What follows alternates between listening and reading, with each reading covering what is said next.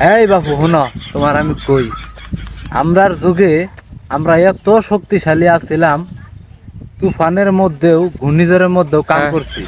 আচ্ছা। আর তোমরার যুগের পোলাপান একটু বৃষ্টির পোড়া বললেই বিছনার কানির যায় হাইরা হয়ে পড়ে। হয়ে পড়ে। তোমার আমি কই, একদিন গেছি হইলো বন্ধের ভিতরে ধানের আড়ি বাইরাবার, আড়িও বাইরেছি, হ্যাঁ।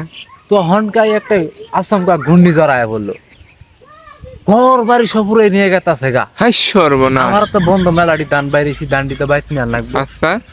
এটা নিলাম মাথাত বস্তা, হুম। আর একটা কাহের তোলে বাজাইলাম, হাত তোলে নিলেন। বাজাইয়া দুইটা বস্তা নিয়ে হ্যাঁ। কোমর পানি ভাঙ্গে আইতাছি। হ্যাঁ। বৃষ্টি হয় কিন্তু তখন আমার একটা উমাও ভিজাবার পাই নাই, এত আচ্ছা। শক্তিশালী আছিলাম। তুফানে আমার একটা উমাও নড়াবার পাই নাই। হাই তখন সর্বনাশ। এই বাইস্তার ঘরের নাতিনারা কান্দিতাছে, টান মেরে ওরেও আরেক কহ নিলাম, নিয়ে হাই কোমরটা সর্বনাশ। পানি ভাঙ্গে বাহু হ্যাঁ। বিশ্বাসটা করতাই না, হুম। বাড়িতে আইছি, আয়া দেখি ঘর বাড়ি সব ভাঙ্গা হলাইছে। ভাঙ্গা লাগছে। তাও আমি যে তখন আইলাম, আমার একটা উমা ফোন তো নড়াবার পাই নাই কে, এই বাতাসে। এই বাতাসে।